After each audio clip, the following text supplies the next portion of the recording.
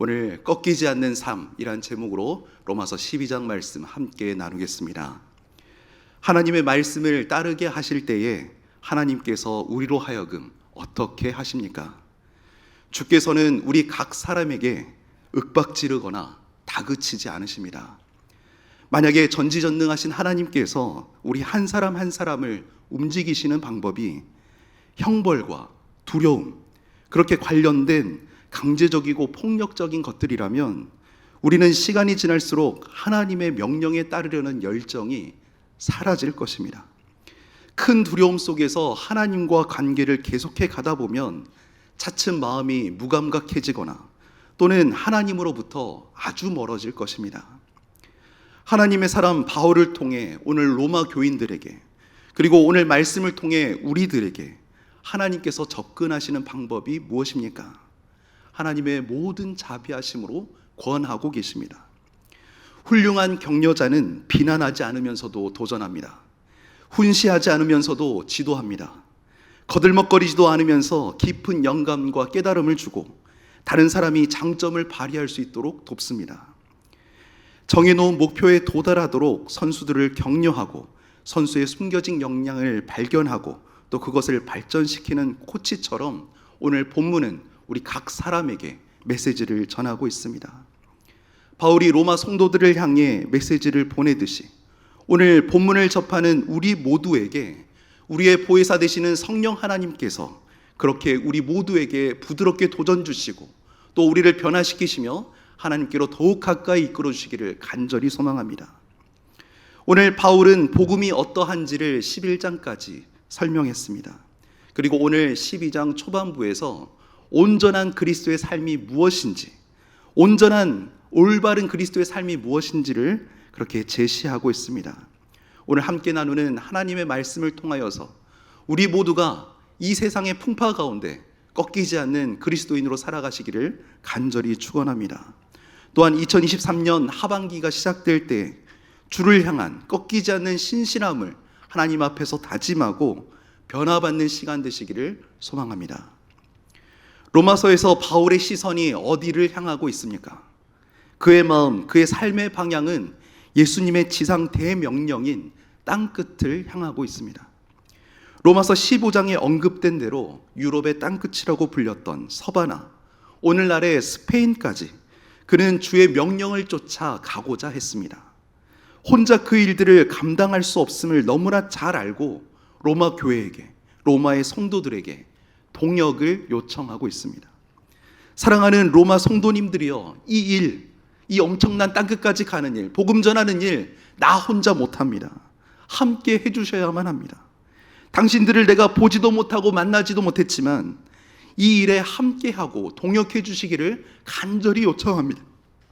그러면서 시작된 편지가 바로 오늘 로마서입니다. 성도님들께 감히 질문드립니다. 이 땅을 딛고 살아가시면서 예수님을 만나 예수님을 주인으로 모시고 구세주로 고백하시며 살아가시는 순간 가운데 있는 우리 모든 성도님들, 우리의 시선, 우리의 삶, 우리 삶의 방향이 향하는 곳, 그곳은 어디입니까? 우리의 소망은 어디를 향하여 있습니까? 예수님 우리에게 당부하셨죠. 먼저 그의 나라와 그의 일을 구하라고. 그리하면 그 모든 것을 채우시겠다고.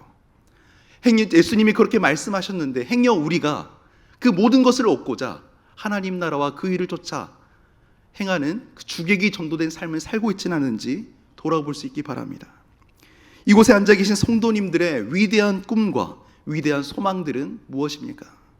10년이면 강산이 변한다고들 하는데 강산이 여러 번 바뀌는 세월을 살아오시면서 반세기가 훌쩍 넘겨버린 그런 시간들을 지내오시면서 여러분들, 우리들의 사명과 비전은 지금 어떻습니까? 인생 가운데 연약함과 부족함, 삶의 수많은 한계들을 경험해 오셨지요. 수많은 좌절과 실패들, 아픔과 깨어짐, 누구에게도 다 나누지 못할 삶의 상처와 시련들, 그것들을 견뎌 오셨지요. 수많은 제약들로 꿈과 소망이 흔들리고 위축되며 짓눌렸던 삶의 순간들이 얼마나 많으셨는지 저는 다 알지 못합니다. 엄청난 현실의 문제들 앞에 때로는 부모님들, 형제 자매들, 집안, 가문을 챙기시느라 자녀들을 양육하시고 뒷바라지 하시느라 인생사 불현듯 찾아오는 그 많은 어려움들을 지나오신 줄 압니다.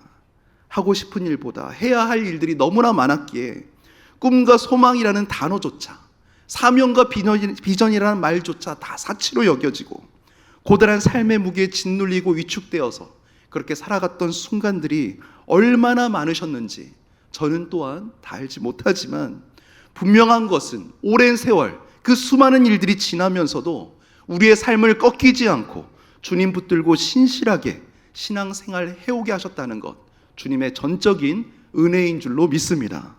성령 하나님께서 오늘 말씀을 통하여 한 분 한 분의 삶에 함께 하셨던 그 놀라운 은혜와 그 위로가 넘쳐나게 하시고 또 말씀을 통해 우리를 세워주시기를 간절히 또한 소망합니다.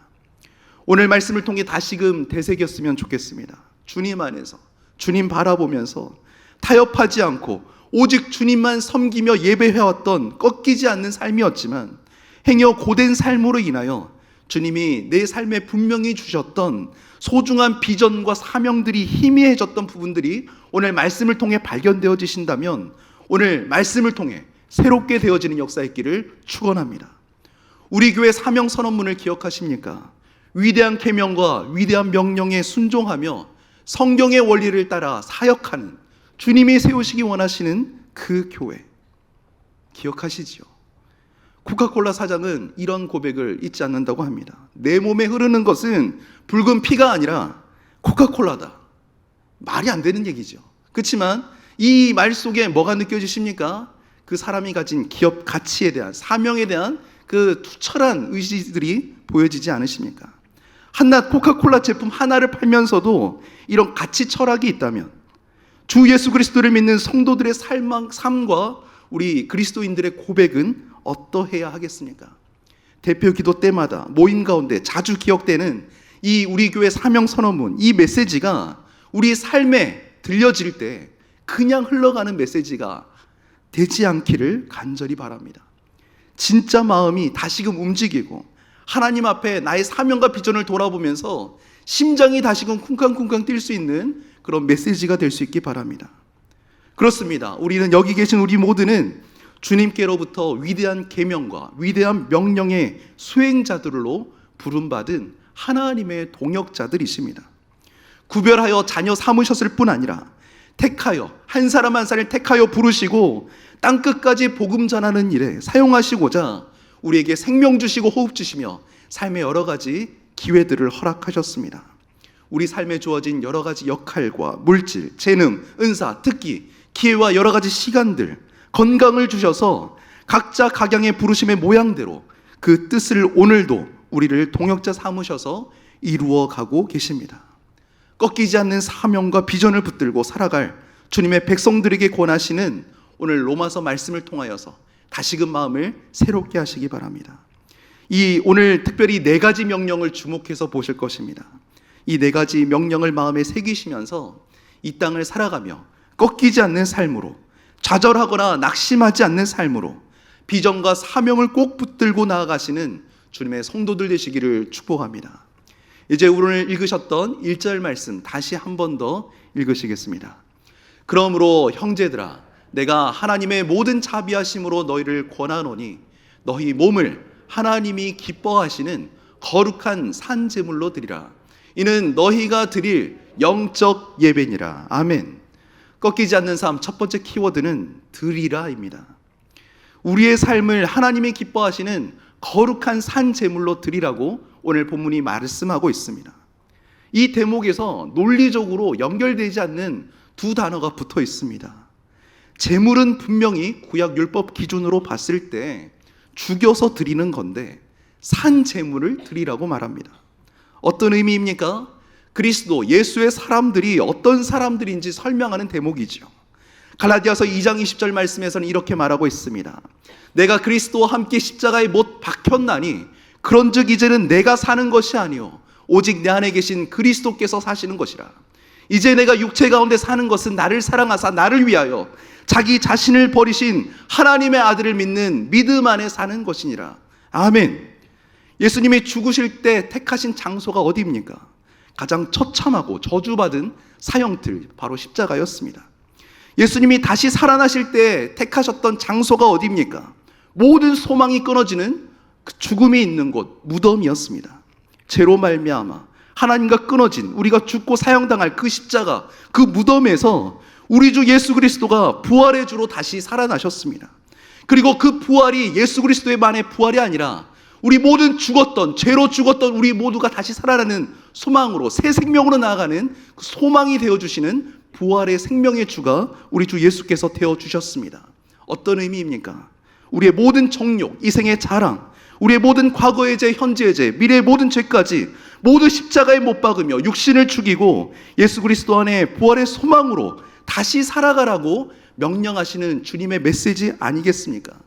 이것이 산 제물의 의미입니다. 나의 나된 모든 것들을 십자가에 못 박고 완전히 죽이고 예수 그리스도 안에서 예수 그리스도의 통치를 받으며 예수 그리스도로 말미암은 새 생명 받은 자로 예수님을 주인 삼아 살아가는 삶, 이 삶이 바로 산 제물로 매일 주님 앞에 드려진 예배자의 삶을 살아가는 주님의 명령인 것입니다. 이것을 실천하는 사람, 바로 산 제물로 드려진 삶이고 이것이야말로 주님이 기뻐하시는 예배자의 모습입니다. 어떻게 꺾이지 않는 삶, 예배자로 살아갈 수 있겠습니까? 갈라디아서 5장 24절 말씀 또한 우리에게 메시지를 전하고 있습니다. 그리스도 예수의 사람들은 육체와 함께 그 정욕과 탐심을 십자가에 못 박았느니라. 아멘. 그리스도 예수의 사람들 도대체 누구입니까? 십자가에서 죽은 사람들입니다. 장로교는 비록 세례를 행할 때 물을 찍어서 머리에 바르긴 하지만 이 세례가 가지는 의미가 무엇인지 우리 너무나 잘 알고 있죠. 지금도 어떤 교단에서는 세례식 때 완전히 물에 담겨가지고 이전에 육신의 삶을 죽이고 영적으로 새 사람이 되었다는 의미에서 물에 완전히 잠갔다가 올라오는 그런 침례를 행하는데, 하나님의 택함 받은 백성으로 이전에 육신에 속했던 우리를 완전히 죽게 하시고 예수님의 이름으로 새 생명 얻은 주의 백성임을 알려주는 예식이 아니겠습니까? 죄에 대하여 죽고 예수 그리스도의 의를 덧입어 매일 새롭게 살아가면서 구별된 하나님의 백성으로 매일의 삶을 올려드리시는 주님의 예배자 되시기를 간절히 축원합니다. 이제 2절 말씀 함께 보시겠습니다. 너희는 이 세대를 본받지 말고 오직 마음을 새롭게 함으로 변화를 받아 하나님의 선하시고 기뻐하시고 온전하신 뜻이 무엇인지 분별하도록 하라. 꺾이지 않는 삶 두 번째 키워드는 본받지 말라입니다.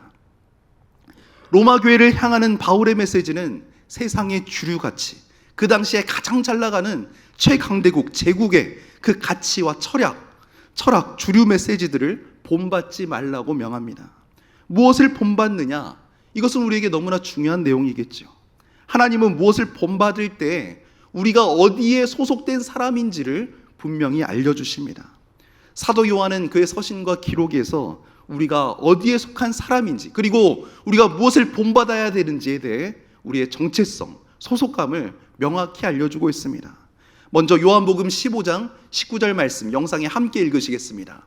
너희가 세상에 속하였으면 세상이 자기의 것을 사랑할 것이나 너희는 세상에 속한 자가 아니요 도리어 내가 너희를 세상에서 택하였기 때문에 세상이 너희를 미워하느니라. 아멘.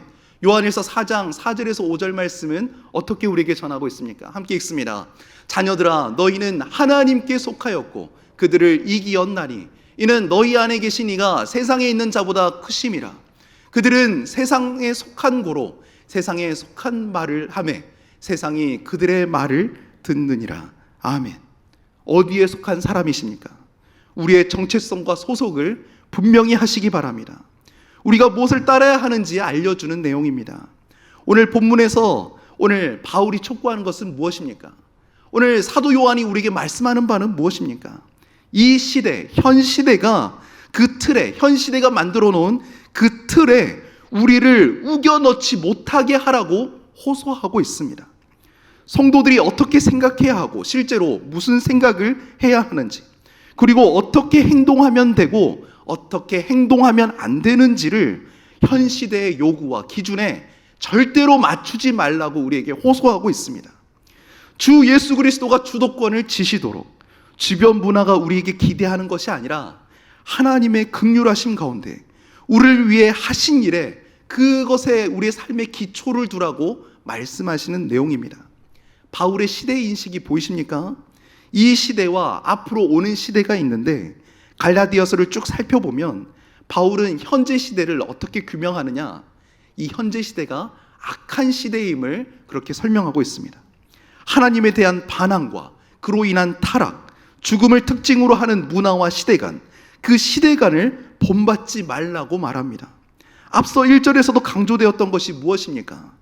아마 그리스 로마의 철학과 사상 속에서 바울이 말하는 몸의 개념을 그 당시에 사람들이 듣고는 충격에 빠졌을 것입니다. 그들이 생각하는 몸이란 정신을 가두어 놓는 굉장히 무가치한 것들이었습니다. 정신만 중요시 여기고 몸은 무덤으로 여겼습니다. 그들이 생각할 때 몸은 굉장히 부정적이고 나쁜 것이었습니다. 몸은 무가치하니까 몸의 욕구를 무시하고 극도로 절제하는 치우친 경건주의에 빠지거나, 그 반대로 몸을 지키지 않고 마음대로 방치하는 극단적 쾌락주의에 그 당시에 많은 사람들이 빠져 있었습니다. 그런데 바울이 무엇을 제시했습니까? 너희가 그렇게 소홀하게 다루고 부정적으로 생각하는 그 몸도 하나님이 주셨다. 하나님의 관점에서 그 몸은 영을 담는 그릇이라는 의미에서 메시지를 전합니다. 몸을 영이 거하는 초소 개념으로 언급하죠. 의롭다 함을 받은 우리의 몸이 하나님의 성전임을 기억하면서 너희의 몸을, 너희의 삶을 거룩한 산 제물로 드리라고 그 시대 가치에 본받지 않게 하나님의 가치 기준에서 이 메시지를 전했습니다. 이 메시지를 보면서 우리가 이 시대가 요구하는 것들에 우리가 저항할 수 있기 바랍니다. 이 시대가 요구하는 것들의 그 주장이 너무나 세겠지만 우리가 그 주장 가운데 꺾이지 않는 삶을 살아가시기를 간절히 바랍니다. 이제 우리 2절 말씀 다시 한번 빨간 글씨에 주의하며 한 번 더 읽으시겠습니다. 너희는 이 세대를 본받지 말고 오직 마음을 새롭게 함으로 변화를 받아 하나님의 선하시고 기뻐하시고 온전하신 뜻이 무엇인지 분별하도록 하라. 아멘. 꺾이지 않는 삶, 세 번째 키워드는 분별하라입니다.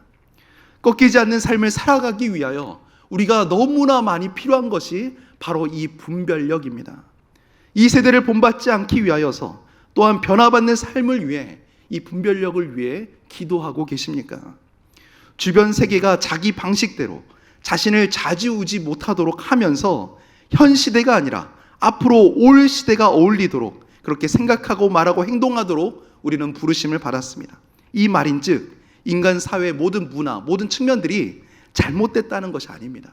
하나님이 주신 선한 것들이 있고 또 그 가운데 제 가운데 타락된 것들이 있는데 삶의 모든 측면을 충분히 생각하면서 우리가 복음적으로 분별할 수 있어야 하겠습니다. 그 시작이 무엇이겠습니까? 바로 생각입니다. 잘못된 사고가 잘못된 행동, 삶을 야기시킵니다. 저는 3주 전 사목장 청년들과 함께 동유럽 아우니츠를 다녀왔습니다. 우크라이나 난민들을 만나는 사역도 있었지만 한 주간은 독일 체코 지역에 종교개혁가들의 영적인 유산과 개혁들을 돌아보는 그런 시간들을 가졌습니다. 2주 동안 팀적으로, 개인적으로 엄청난 변화와 결단, 깨달음과 그런 시간들이 허락됐지만 저는 개인적으로 장로교 합동 개혁주의에 영적 유산의 큰 이정표를 세웠던 그 수많은 영적 대가들을 보면서 많은 묵상과 또 그들을 통해 수많은 도전을 받았습니다. 어떻게 종교개혁이 시작되었습니까? 우리가 루터나 칼벤만을 생각할 수도 있겠지만 그 이전에 자신의 삶을 불살라 화형당하고 순교당했던 수많은 믿음의 선진들이 먼저 있었습니다. 대표적으로는 영국 옥스퍼드의 위클리프, 체코 프라하의 얀 후스, 그리고 이어서 100년 후에 독일 비텐베르크의 루터에 이르기까지 대표적인 영적인 거장들만 있는 줄로 우리가 착각할 수 있는데 사실은 이들의 사상과 이들의 가치, 시대의 그 믿는 자들, 성경의 본질 그대로 되돌아가려는 이들을 탄압하고 또 이들을 공격했던 그 가톨릭 교회의 그 공격에 맞서서 믿음을 지켜왔던 수많은 민초들, 믿음의 성도들이 먼저 있었습니다. 성경 말씀의 본질을 붙잡고 먼저 시대를 본받지 않고 하나님의 선하고 기뻐하시고 온전하신 뜻이 무엇인지 말씀을 바탕으로 분별해내고 그 뜻을 따랐던 수많은 먼저 순교의 길을 걸어갔던 그 선진들이 있었기에 오늘 이 복음, 이 개혁주의 유산이 오늘 우리에게까지 전해질 수 있었습니다. 그들의 헌신과 순교, 꺾이지 않았던 그들의 삶들을 통해 500년이 지난 지금까지도 그 개혁주의 유산이 오직 말씀, 오직 은혜, 오직 성경을 부르짖었던 그들의 외침이 오늘 우리에게까지 전해줄 수 있었던 것 아니겠습니까? 오늘 특별히 7, 8월 여름 사역이 진행되고 있습니다. 오늘 이 자리에 많은 교사 선생님들 계시죠. 오랜만에 수련회, 성경학교, 아웃리치, 단기선교 이것들을 준비하고 행하시면서 어떤 감격과 기쁨들을 누리고 계십니까? 있어야 될 자리에 꺾이지 않고 이 자리를 지켜왔던 그 은혜로 말미암아 코로나로 오랜 시간이 지나왔지만 그 하나님의 놀라운 은혜가 우리의 다음 세대 가운데 다시금 펼쳐지는 것 아니겠습니까? 꺾이지 않고 그 자리에 지켜오시며 하나님의 일들을 성실하게 감당해 오신 우리 모든 성도님들의 그 헌신과 노력으로 말미암아 지난 71년 동안 우리 교회가 건강하고 아름답게 이 해운대와 부산 땅을 섬기며 민족과 열방을 섬기는 일 가운데 쓰임받아왔던 것 아니겠습니까? 우리가 삶을 살아가면서 하나님의 선하시고 기뻐하시고 온전하신 뜻이 날마다 무엇인지 시대의 주류에 편승하지 않고 하나님의 뜻을 온전히 분별하는 그 능력으로 부르신 그 자리에서 성실하게 그 일들을 능히 감당해 가시기를 간절히 소망합니다. 이제 마지막 키워드, 꺾이지 않는 삶 네 번째로 변화받으라는 메시지입니다. 우리 다시 한 번 더 빨간 글씨에 주의하시며 2절 말씀 한 번 더 읽으시겠습니다. 너희는 이 세대를 본받지 말고 오직 마음을 새롭게 함으로 변화를 받아 하나님의 선하시고 기뻐하시고 온전하신 뜻이 무엇인지 분별하도록 하라. 아멘. 마음을 새롭게 하는 것과 또 하나님께 우리 몸을 드리는 것은 완전히 동일한 사건입니다. 새 생명으로 다시 살아가게 하실 때 그 과정 속에 아까도 말씀드렸듯이 생각의 갱신 과정, 생각을 새롭게 되는 것이 너무나 필요합니다. 생각을 새롭게 함으로써 세상이 우리에게 강요하고 그에 따라 행동하게 하는 그런 뒤틀린 생각 대신에 우리가 하나님이 기뻐하시는 온전하고 바른 생각을 가질 수가 있습니다. 오늘 로마서 말씀을 나누면서 에스겔 선지자의 말씀이 우리 모두에게 이루어지기를 소망합니다. 에스겔 36장 26절 말씀입니다. 함께 읽겠습니다. 또 새 영을 너희 속에 두고 새 마음을 너희에게 주되 너희 육신에서 굳은 마음을 제거하고 부드러운 마음을 줄 것이며. 아멘. 우리에게 새 영을 주시고 새 마음을 주시는 분이 누구이십니까? 굳은 마음을 제거하시고 부드러운 마음을 주시는 주체자가 누구이십니까? 오늘 본문 말씀에서도 너희는 변화해라, 너희가 할 수 있다, 너희가 마음먹은 대로 너희가 품을 수 있고 변화를 할 수 있다, 이렇게 말씀하시는 것이 아니라 변화를 받으라고 주님은 명하십니다. 우리는 우리의 마음을 변화시킬 수 없는 존재입니다. 오직 하나님만이 그 일을 하실 수 있습니다. 우리에게 부드러운 마음을 주시는 분, 우리의 마음의 밭을 완전히 갈아엎으셔서 새 마음 새 땅이 되게 하시는 분, 오직 우리 하나님이십니다.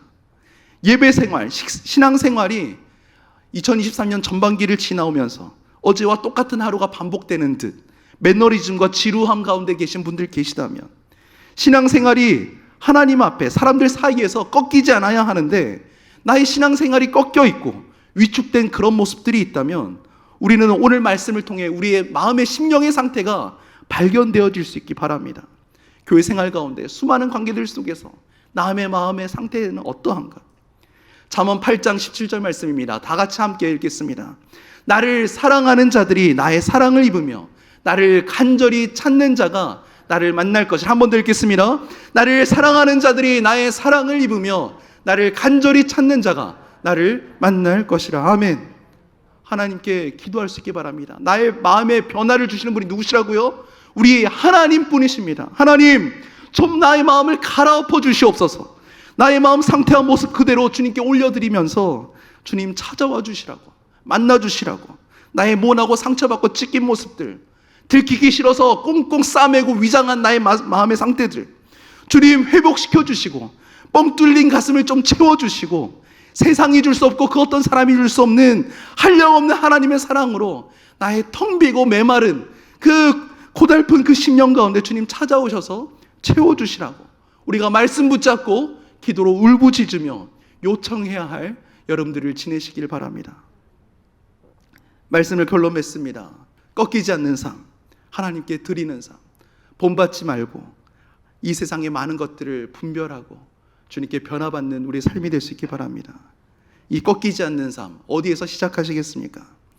우리의 몸을 거룩한 목적에 바치겠다는 결심에서 시작됩니다.